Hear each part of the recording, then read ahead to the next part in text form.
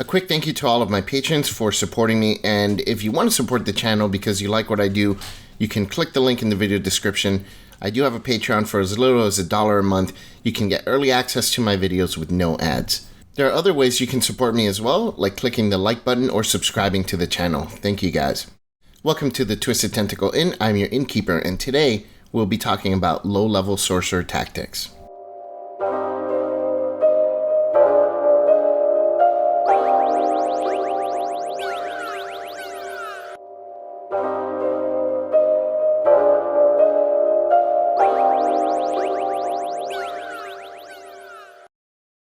This video assumes that you've watched my Sorcerer core class video as well as my meta magic video within this series. If you haven't watched those yet, pause the video. I'll link them in the video description. Watch those first before you watch this video.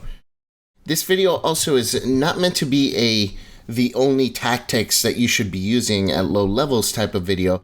In fact, some of these tactics may not be efficient in certain combats. They're just generally efficient tactics in a lot of combats, but each combat is different, so there's going to be times where these are not going to work as well. So treat this video as, and also the comment section, hopefully some people will chime in and give their own tips as well and their own tactics that I don't mention in the video.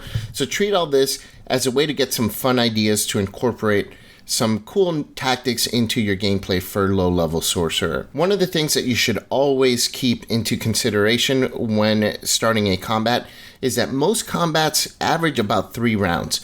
A short combat is going to be 2 rounds, a long combat is going to be about 5 rounds, sometimes 6, but on average, most combats run about 3 rounds. So it's extremely important to know this when coming up with combat tactics. So if you spend a round setting up your defenses, you've effectively used up 33% of your actions in the combat in order to defend yourself. So that's not very efficient. And it's why Quicken spell is so important. I know some people have criticized me for recommending Quicken spell for low-level sorcerers as opposed to choosing it at higher level like 10th level because it is expensive. But it is extremely useful for your action economy, and there's very few things that are better than having better action economy in a combat. And spells that use your reaction are also great for this. Spells like Shield and Absorb Elements are really good spells, and a lot of other defensive spells that use reaction because they actually free up your action to be impactful in the combat without wasting an action to put up defenses. The 3-round average duration of combat is also something to keep in mind when choosing your concentration spells. Because combats tend to be so short, usually you're going to want to cast your concentration spells at the beginning of a combat. You set up your concentration, which usually is a big control spell or a way to debuff enemies, and that way that'll last most of the combat. And then the following rounds you can use to set up defenses or blast away. And then your party members can also, if you've disabled a bunch of the enemies in the combat, it is huge for your party's tactics because you've effectively taken things out that your rest of your party don't need to concentrate on at all. They can just ignore those people, focus fire on the important ones, and then deal with those people afterwards. So extremely important to start your combat with a concentration spell. Again, not all the time, but I would say that at least 60 to 75% of your combat should begin with your first action as a concentration spell. Now, if you're a blasting specialist, then you'll probably want to be blasting on the first round and take out a bunch of enemies right off the bat. And then usually if you're a blaster and you're following my advice, your concentration spells are going to be defensive spells. So this is the exception, the biggest exception here. If you're a blaster, blast away. Use your concentration for defenses, which you can use in later rounds if you needed to.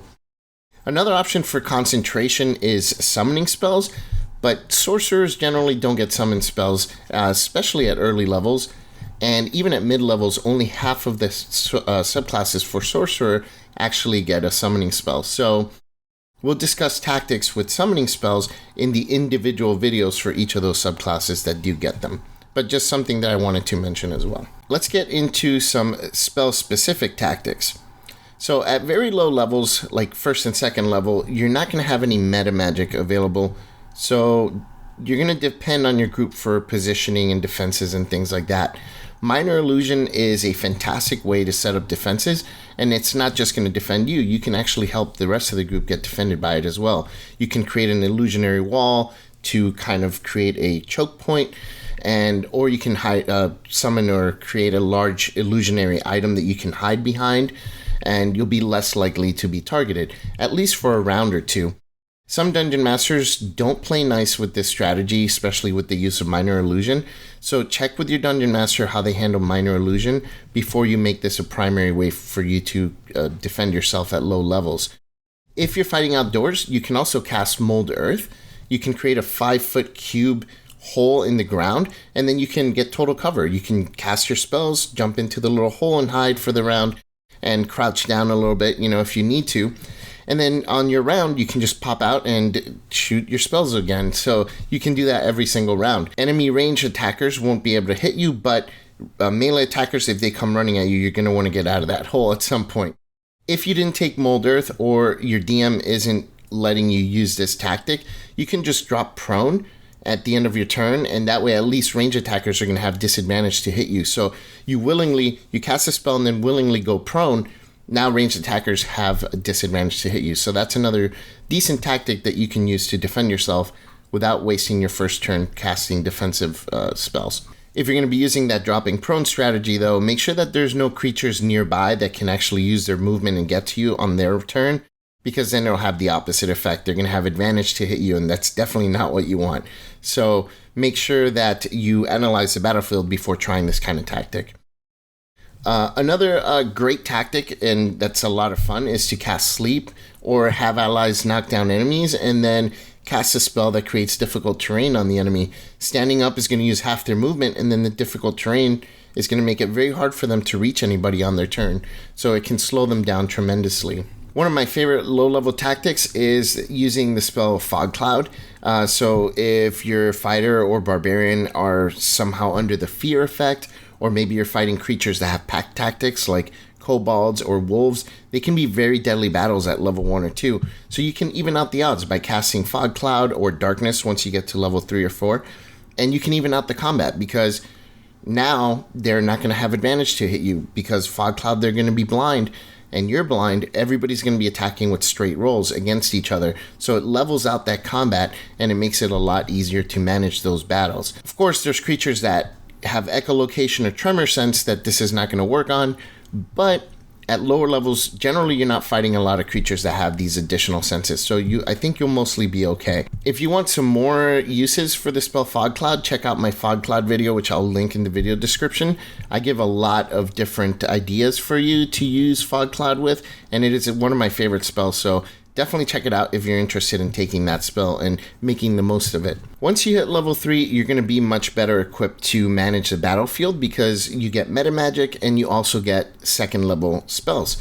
So some bullet pointed tips and spell ideas here. I'm going to go through them pretty rapid fire. If you have any questions, leave them in the comments. I'll be happy to clarify or answer any questions regarding these. So the first one I think that's a great use is using Phantasmal Force on a creature. It's already a really good spell, and then you can use Pyrotechnics so that they get disadvantage on their intelligence investigation checks. So even though they can use their action to try and disbelieve the illusion, if you're using Pyrotechnics, they can't see it, but it's in their mind by the wording of Phantasmal Force. So you actually are going to make them extremely unlikely to succeed on their investigation check.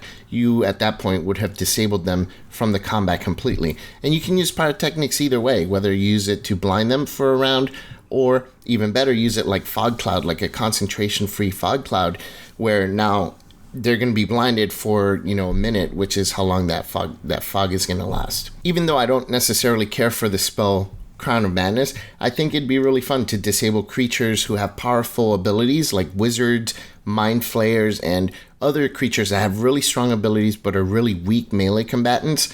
You can use Crown of Madness and force them to just attack in melee. A wizard's just going to be basically hitting with a dagger or punching, which is just going to be hilarious to turn a wizard into just trying to fight against the fighter one-on-one in melee, which is great. Or you can twin spell it and use it on the wizard and their familiar, and they're going to be attacking each other in melee, which would be even funnier. And I mentioned it earlier, Pyrotechnics is a great spell to replace Fog Cloud with, because you can basically have the same effect as a Fog Cloud cast at level 1, but you won't need to concentrate on it, because Pyrotechnics creates the same area of effect and the same conditions of blindness and heavy obscurement, but it doesn't require concentration. So that's a great way. And again, if you want to see some tactics to use with Fog Cloud or Pyrotechnics, check out my Fog Cloud video.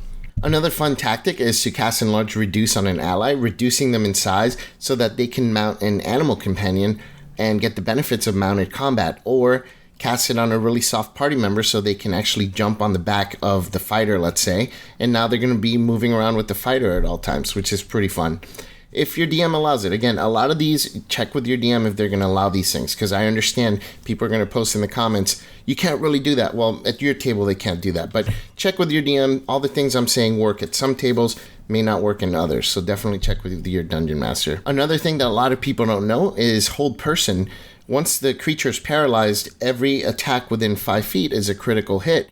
And some people have a little bit of a reservation when moving up 5 feet in front of a creature and casting a ranged attack spell, or attacking from, with a bow and arrow or a ranged type of attack, because attacking in range within 5 feet of an enemy normally gives you disadvantage.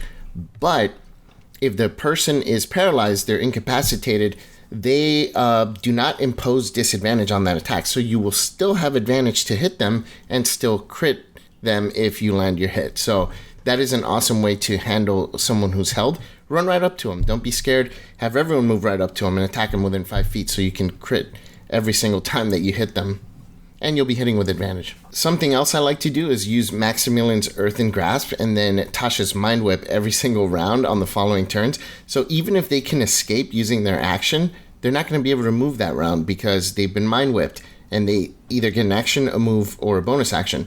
So since they're using their action to get away, they're just stuck in that same location. And then the following round, you can grasp them again using the action ability from Maximilian's Earthen Grasp. You can even use the same tactic with web. So you web the enemy, you use Tasha's Mind Whip, they try to break out of the web, and then the next turn they have to make a saving throw. And it's even better than Earthen Grasp because you don't have to use an action.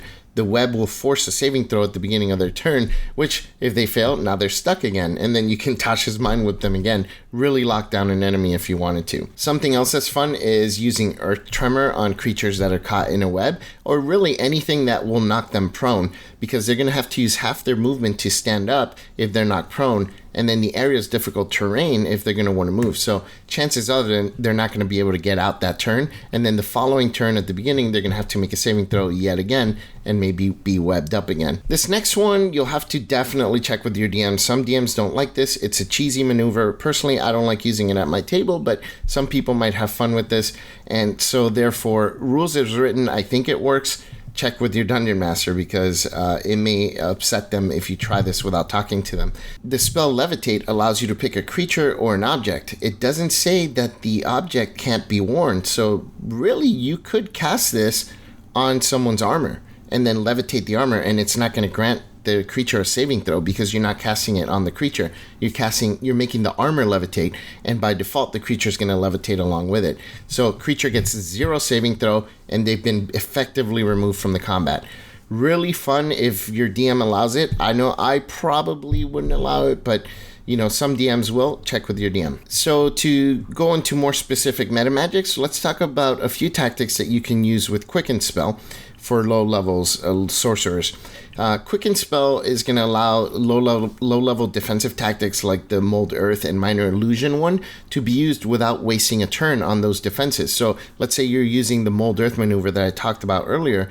Cast your spell, quickening it, and then use your action to cast Mold Earth and then jump into the little pit and be safe. So Quicken spell will really increase your action economy and really help you get your defenses up if you're using that tactic or the Minor Illusion one without having to waste around doing it, which is going to really, really make you impact the battlefield a lot better.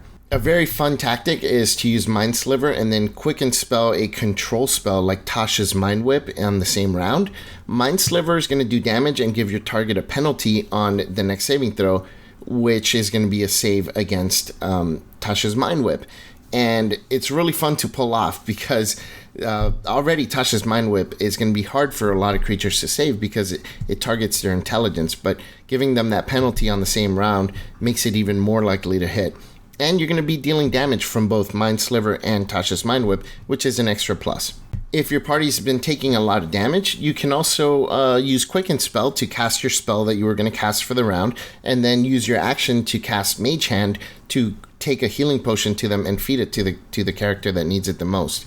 So really handy for helping your fellow adventurers in the combat. If an enemy has just escaped the web that you cast on them, you can use Gust, which is a cantrip, and move them back 5 feet. Or if you wanted to move them back 10 feet, Quicken spell Gust and cast it again, and now you've pushed them back 10 feet. Or cast another cantrip, I think it's Frostbite, that'll slow them down by 10 feet, so that's another way to slow them down further. So some really cool tactical maneuvers there to slow down enemies that are trying to run at you.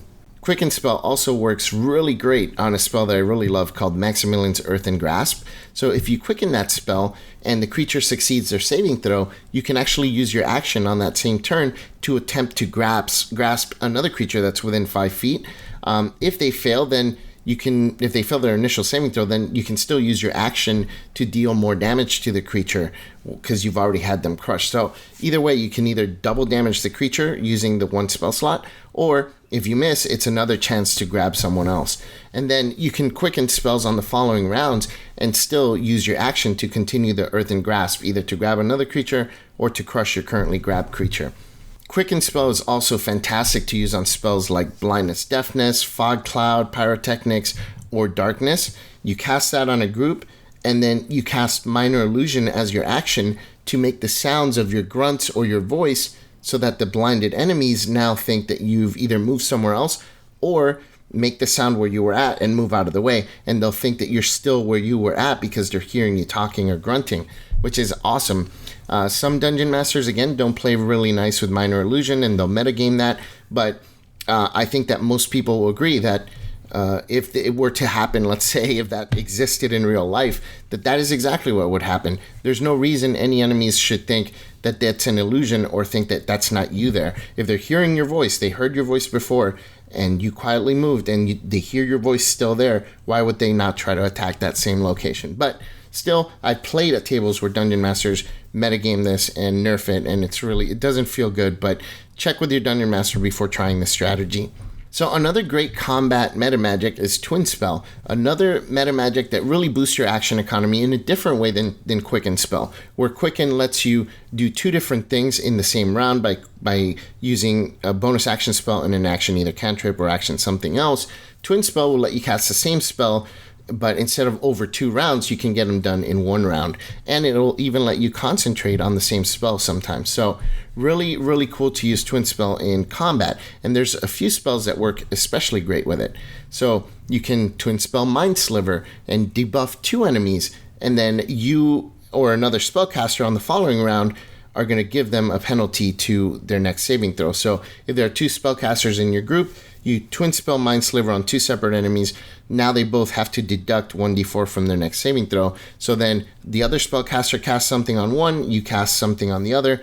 Really, really awesome to Twin Spell Mind Sliver on someone. Or heck, just if you're the only spellcaster, makes one of them fail their save the following round, and then the round after that, make the other one fail their saving throw if you wanted to. If you have a couple of party members that have really bad armor class, you can actually Twin Spell Mage Armor and give yourself, as well as the other party member, a really decent AC for 8 hours at the cost of only 1 spell slot and 1 sorcery point. So that's really cool to be able to use that. Now, this next one is one that you definitely want to check with your Dungeon Master. I've had people argue that this doesn't work specifically by the wording of Twin Spell, but some Dungeon Masters will allow it. My interpretation of Twin Spell says that yes, this does work, but again, check with your Dungeon Master and make sure that it works at your table particularly. So using Twin Spell on Maximilian's Earthen Grasp and grasp 2 creatures at once. That, if your DM allows that is so cool and so much fun. Based on the wording, you can use your action each round to use the grasp ability if needed to deal damage. But even though you Twin Spelled, you can use your action on only one of them. So the twin spell is great for the first round where you'll grab 2 creatures, and then the following round you can only crush one of them or grab a different one. You can't do anything. You can't use your action to make both of them do something. But if one is already grasped, the hold is mostly what you're casting that spell for. If the other one succeeded their save, then the following round you can use your action to try and grab them again, or grab a different creature, or move the grasp if you need to. So really cool if you can pull it off, but again, check with your Dungeon Master to make sure that this works with Twin Spell.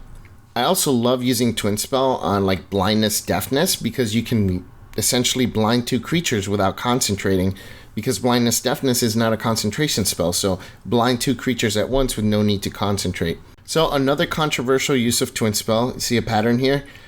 Twin Spelling Dragon's Breath on 2 fellow melee combatants. So if you're fighting large groups of foes, make them use Dragon's Breath on the large groups, and that'll deal a lot more damage if they can hit multiple creatures than their normal melee attacks. Now, the reason I say it's controversial, because there are some designers from Dungeons & Dragons who have very inconsistent rulings, and they've ruled that you cannot twin spell Dragon's Breath. Now, some Dungeon Masters don't follow those rulings. Some people online will tell you that those rulings are official. That is not the case.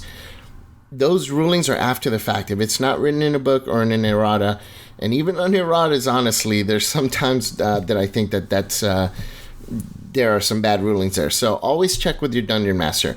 Don't let people online tell you things are not possible and that is hard fact. Not the case, especially if it's a ruling based on a response on Twitter, which this Dragon's Breath one was. It was a response on Twitter where the Jeremy Crawford, I think it was, literally said you cannot twin Dragon's Breath because it affects multiple foes. But the wording of the spell doesn't say that, and previous rulings that he's made are inconsistent with this ruling. So they're not consistent with these Twitter rulings. I personally don't follow them. I'm not judging you if you do. I say check your table, and if you're going to post in the comments that it is a hard fact, that it is official ruling, and that's the only way it's going to work, that is not true and not the case. And you can sit at my table and argue with me about it. I'm still going to allow it. So anyways, that's just the way that it works in Dungeons & Dragons. Your DM is the ultimate word on whether something works or doesn't at your table, not Jeremy Crawford. Anyways, another one that is a ruling that was made, I guess, on D&D Beyond. Again, not an official source. D&D Beyond is not made by Wizards of the Coast. It is a company that's licensed by Wizards of the Coast to have this compendium online. So this saying that Scorching Ray doesn't work with Twin Spell is something that's I've only seen written in D&D Beyond. Someone pointed me to that as an official indication as to why Scorching Ray does not work with Twin Spell. I disagree, because the wording of Twin Spell says you can target multiple creatures or one creature. Twin Spell says if a spell targets only one creature, right? So rules as written, it does work. If you Scorching Ray one creature, then you can twin spell it. The rules as written. That's how I would rule. But again, check with your Dungeon Master. But if you can pull that off, twin spelling Scorching Ray is a lot of fun. It can deal quite a bit amount of damage. It's great. And especially when you get to higher levels, which we'll talk about later on in another video. And then one of the last meta magics that I would say are more impactful at lower level combats would be Extended Spell. It's not cast in combat, but it's really useful to have, especially to boost your defenses. The Extended Spell meta magic works fantastic on a spell like Mage Armor, especially if you cast it right before a long rest. So if you cast Mage Armor just before you take a long rest, you can even use Extended Spell on it when you cast it on yourself. You can use Extended Spell and cast it again on another party member, and you'll take your 8-hour long rest. Since you've used Extended Spell, after your 8 hours long rest, Mage Armor is still going to be on you and whoever else you cast it on for an additional 8 hours. And the best part is you would have recovered all of your sorcery points, you would have recovered all of your spell slots, so literally took no resources for you to have that AC of 13 at all times, and maybe whatever amount of party members that you wanted to use this on. It's great. There is no contention whether this works or not, because it does, and it's awesome.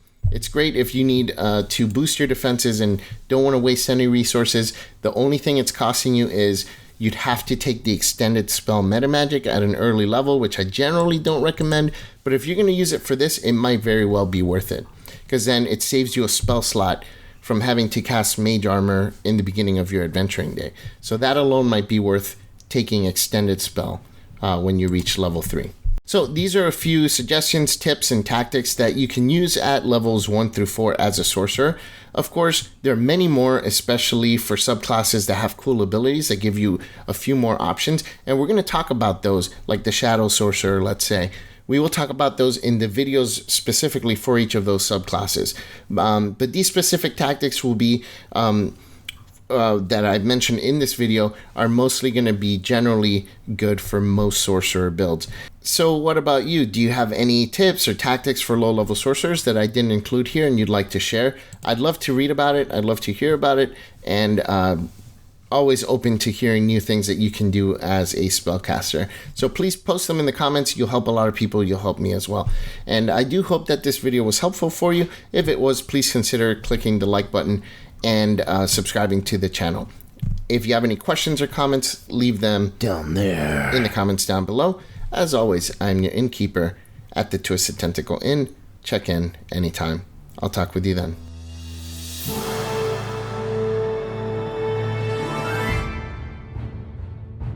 Now, if you do use the going prone maneuver, just make sure there's no melee attackers that are close enough where they're going to be able to use their movement and get to you on their turn, because then it'll have the opposite effect. They're going to have advantage to hit you. So you definitely don't want to have that. Don't.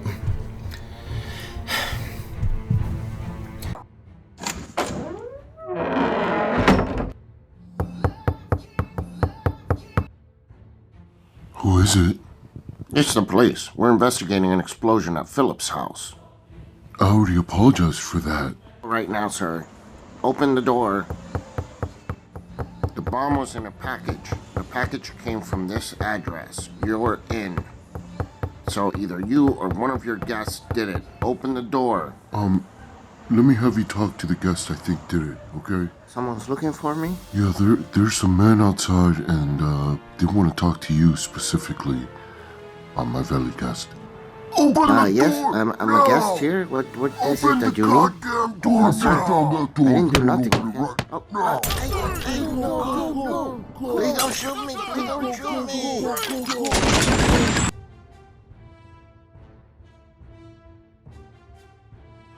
Well, that was scary. At least they've terminated the suspect. He kept saying he was innocent. Well, I guess he was innocent until proven dead. After so much excitement, why don't you just relax, my valet guest, and listen to our next